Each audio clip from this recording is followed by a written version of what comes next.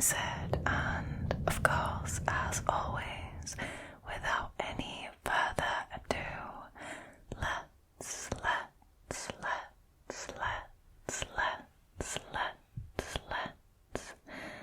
get into tonight's stories, shall we? Alrighty, the first story for tonight was originally posted by a Redditor called Lucky Butterfly 800. Their story is called Scary Uber Experience. This happened a couple of months ago. I was at a friend's house one night and I didn't realize how late it was until it was around 2 a.m. I love sleeping in my own bed, so I decided to call an Uber home instead of staying over. My friend lives in a more rural area of town, so it took a while to get an Uber, and it was around a 40-minute drive back to my house. Upon getting into the Uber, the first comment he made, the driver, was telling me how pretty I was. I mean, who asked you? Why say that sorry? But why is that the first thing you say to a random stranger? A passenger, no less. You are providing a service for them, and that is the first thing you say to them. I mean, red flags all around. Immediately, red flags started going off in my head. As they should, babe, as they should. I'm already a very anxious person, and I've always been afraid of taking Ubers alone, especially at night. So I was already on edge before the comment was made. I just replied with, "Thank you," and he started to drive me home.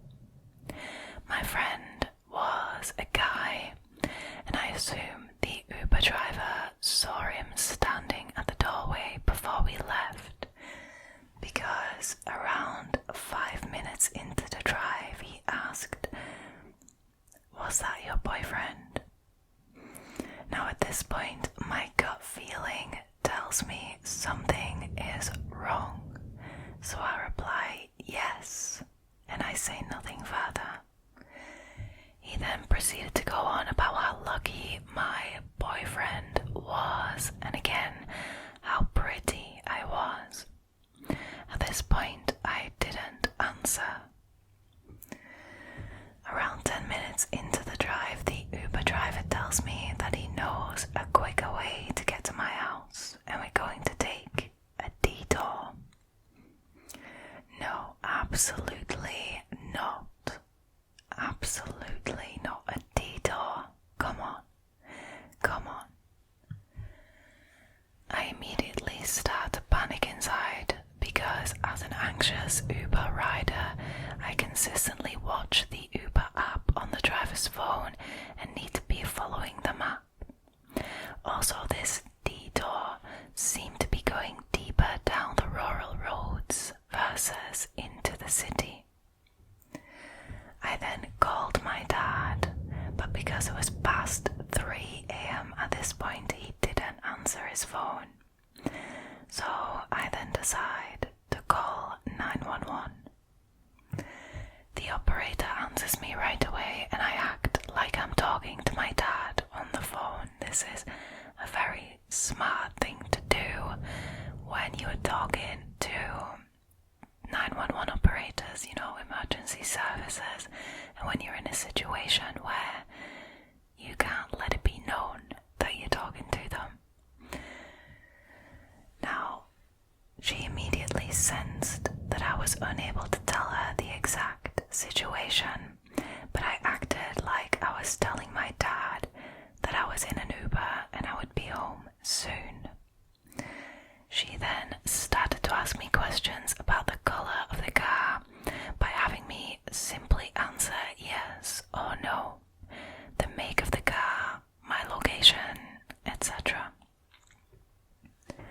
She asked if I was in danger, and I said, I don't know. After telling her my location, she then told me to tell the Uber driver to get on the highway, because the little detour that he had taken consisted of more rural roads. Thankfully, we were only around 5 minutes away from the highway, and then another 10 minutes to the police station. She told me to tell the Uber driver to drop me off at a house in a neighborhood close to the police station. She gave me an exact address, and she said that an officer would be waiting there for me to take me home. Wow, that is actually really, really damn helpful. Now, after politely trying to almost beg the Uber driver to change the address, he finally did and continued to go in that direction. I stayed on the phone with the operator until I got to the destination. Sure enough, an officer was waiting a couple of houses down. I got out of the Uber and walked straight towards the car. I'm not sure if I was overreacting in that situation due to my anxiety, especially by calling 911, but the alarms were going off so loudly in my head that I genuinely thought I needed to in that situation. I now only take Uber alone in the daytime and always share my ride with my parents or my friends. Stay safe, everyone.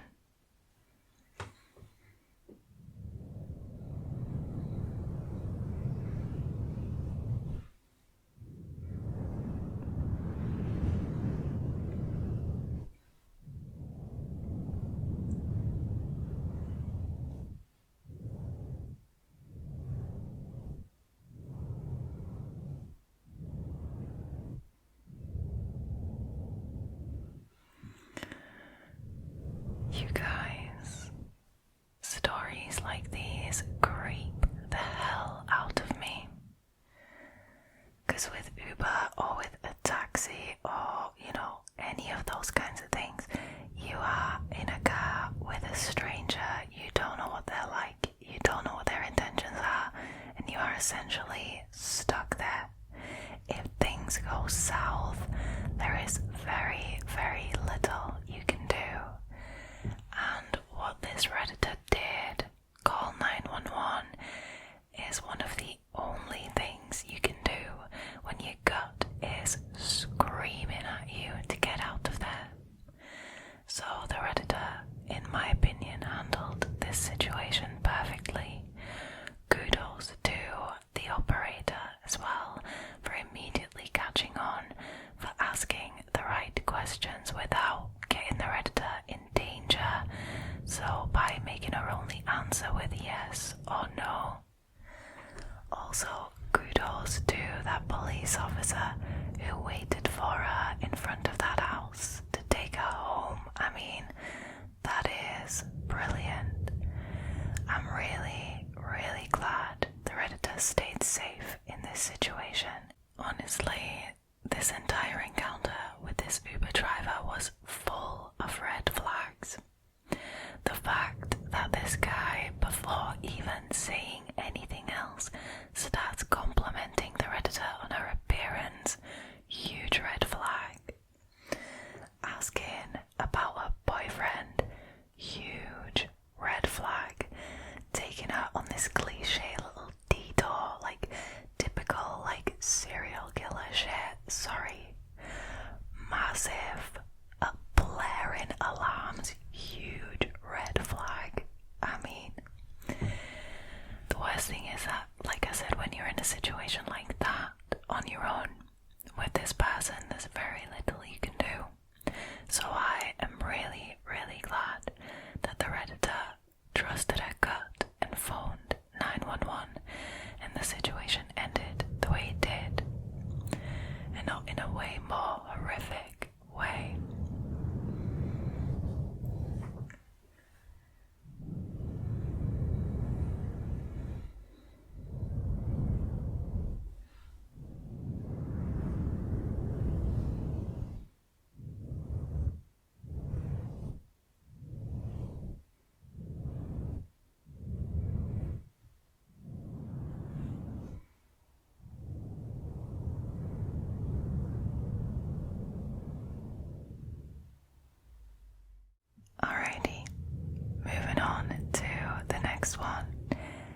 This one was originally posted by Redditor called puzzleheaded_Ben_617.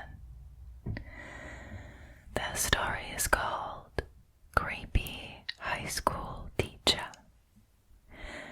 For context, this teacher was in his late 50s to 60s, maybe even, and he was highly respected in the small Central California community that I lived in.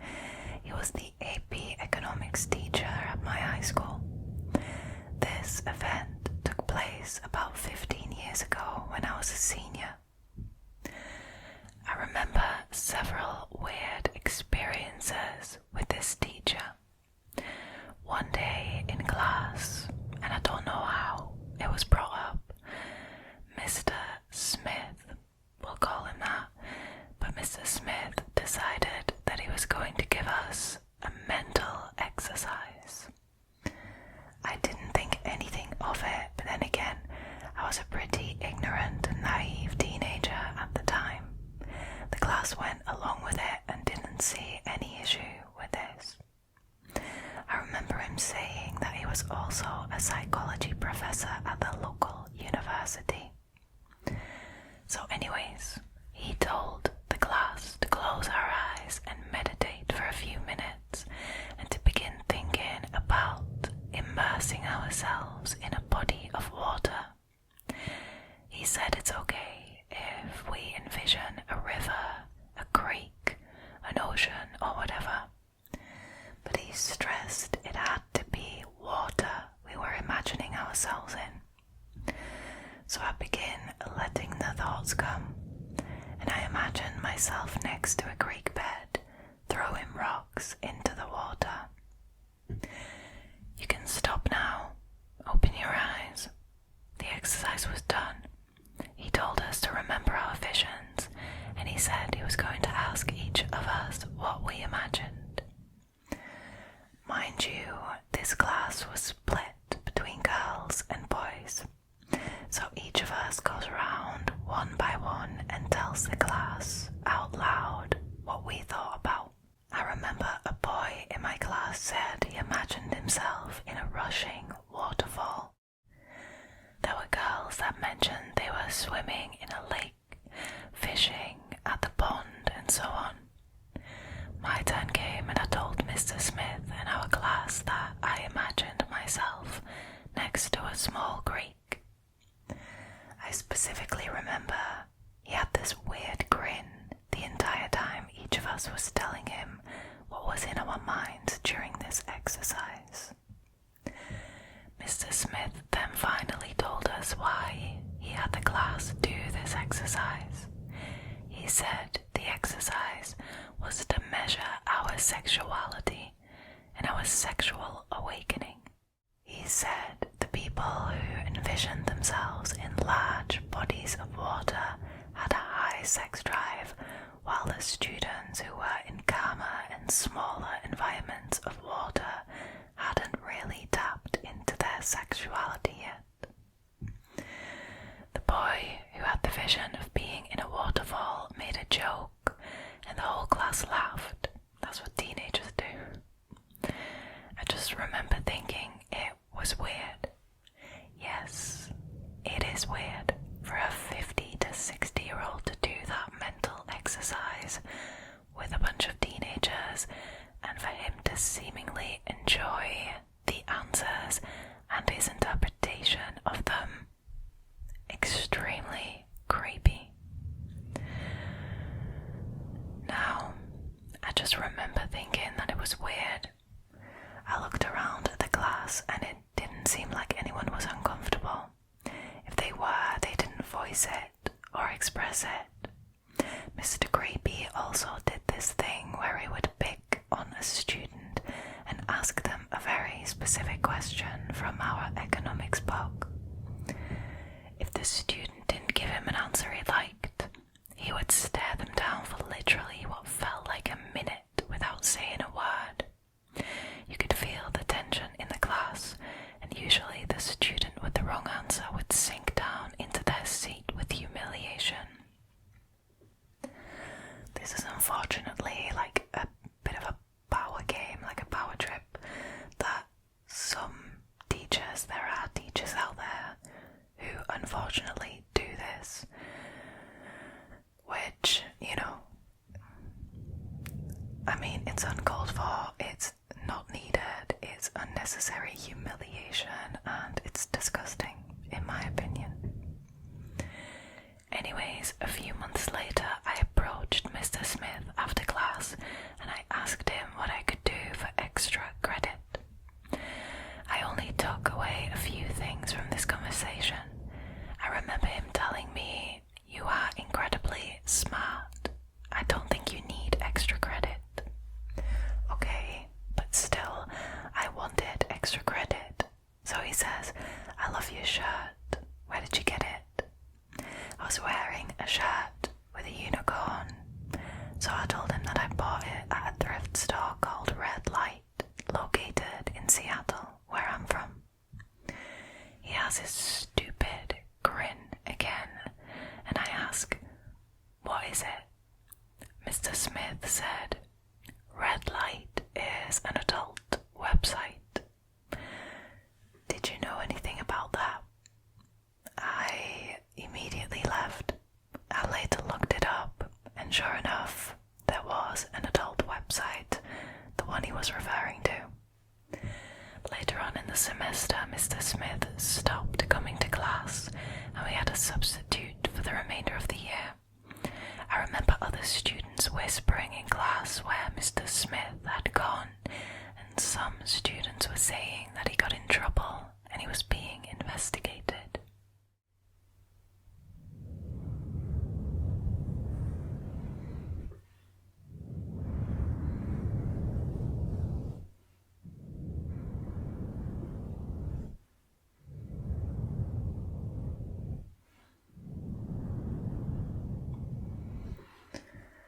You guys, when I read about or hear things like this, it truly gets my blood boiling. Honestly, as a teacher, and especially when you're teaching minors, you have this position of authority, of, some kind of like power, if you will. And there are individuals who will abuse that, which is absolutely disgusting and can be quite traumatizing for the children, for the students, whether they're kids or whether they're teens.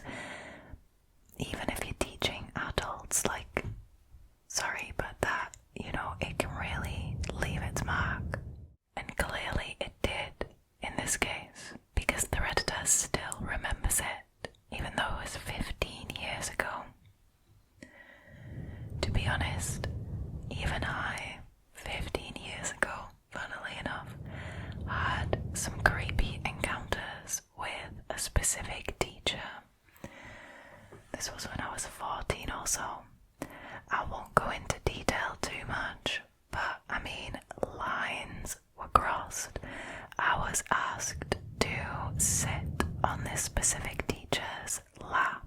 I was urged to do that, which, when you're 14, you think nothing of it, especially because in my case, that teacher was kind of like a goofball, right?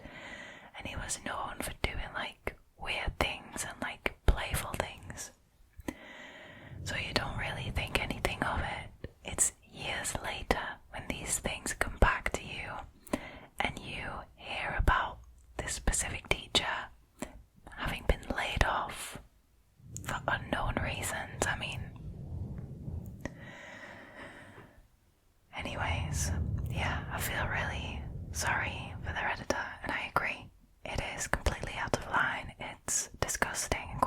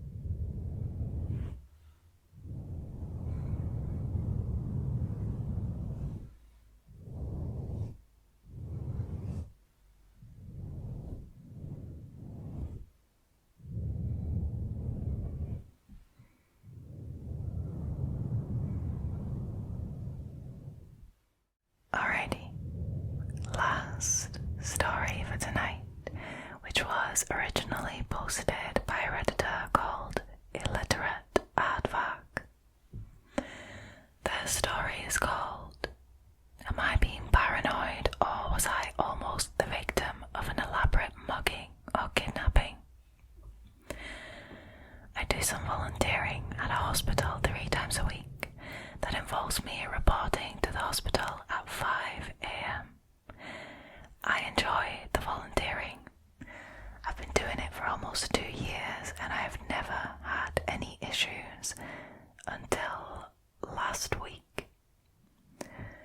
Last week I was a bit early on one of my volunteering days and I had about 30 minutes before I had to report in.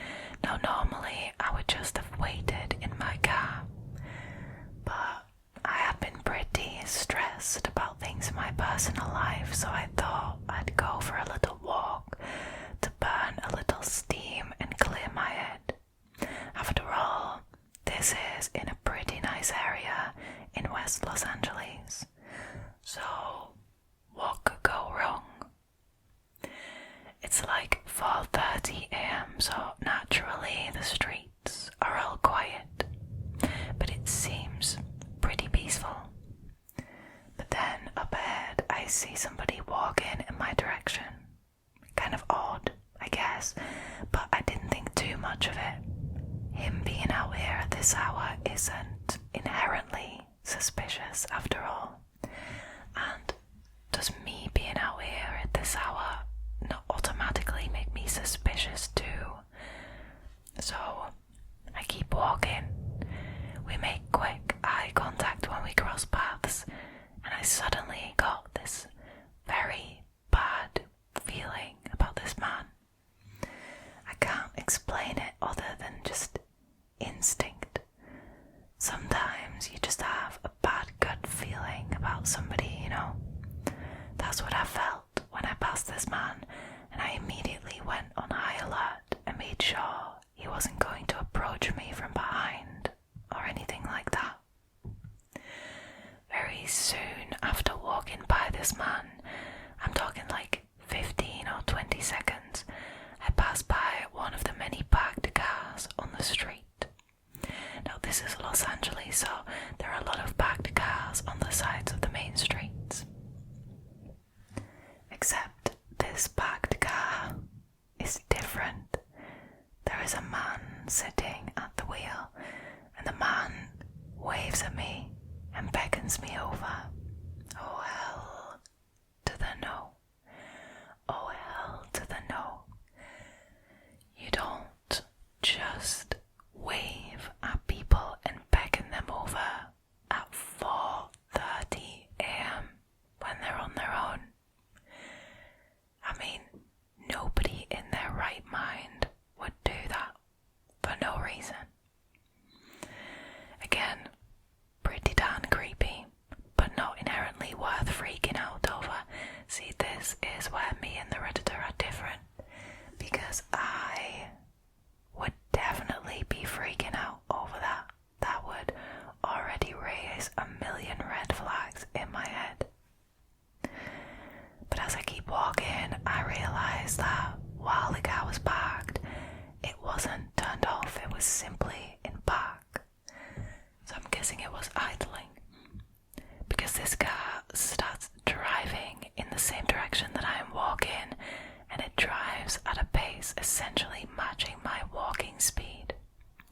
At this point, I've had enough and my brain is saying nope. I mean, that is a good judgment from your brain, I'm not gonna lie. So I immediately turn around and start speed walking back in the direction that I came from. Then I saw something that, in the moment, scared the F out of me.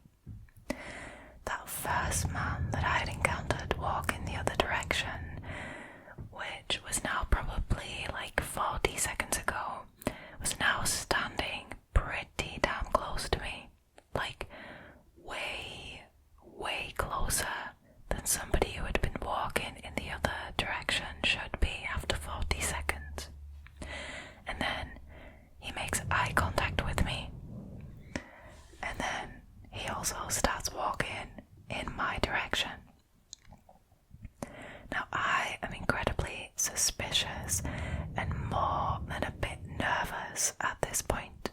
So, because it is pretty dark out, I decide to play a hunch. My car keys fold out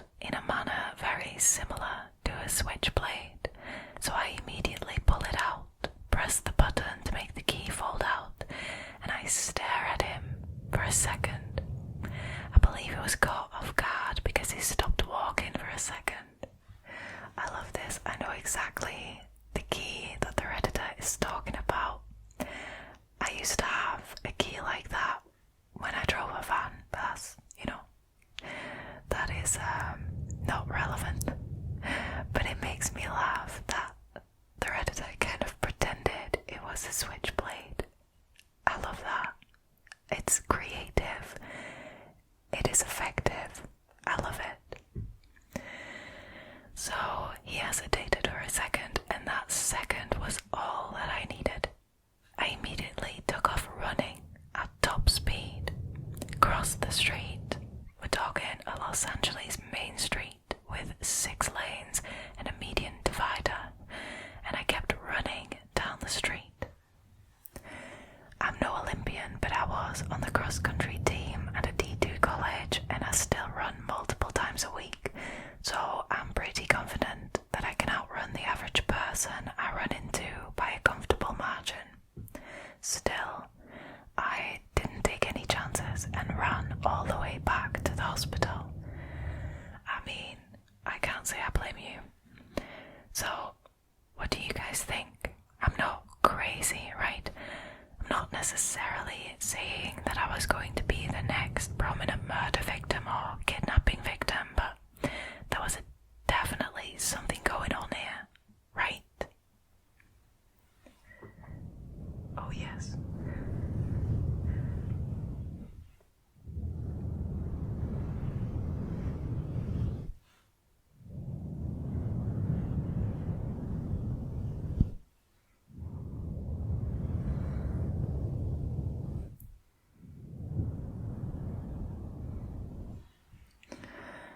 I would say that the Redditors' feelings of fear and anxiety and the gut feeling of being in danger were all definitely valid in this situation.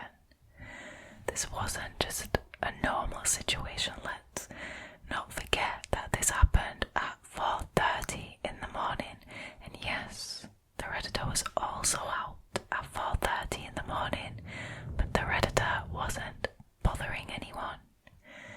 The Redditor wasn't following anyone.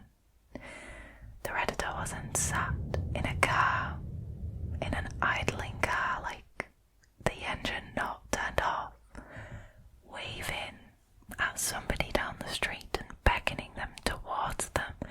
See, all of these things are incredibly, incredibly suspicious, and they should trigger alarm bells. They should trigger a gut reaction, you know. Chances of something shady going on there are incredibly high, you know. But it's always better when you have that gut feeling that something's off. It's always better to do whatever it takes to get yourself to safety, right? Without using violence, preferably. But I think what the Redditor did with that car key is a brilliant idea, because it folds out when you press a button, a bit like a switchblade, but a lot shorter and not, not a blade. But just to confuse the guy, I think is a brilliant, brilliant idea to distract them. I absolutely love that, and I love that it worked.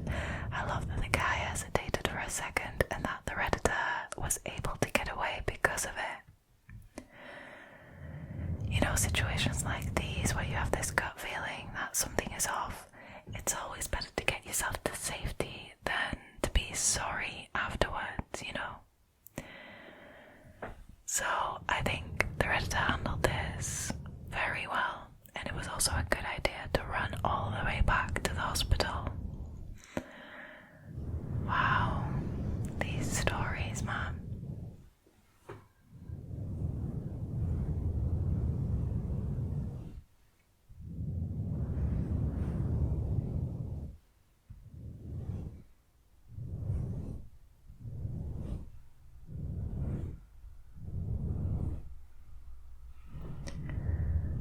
Alright, you guys, sadly, that was it for tonight's creepy encounters.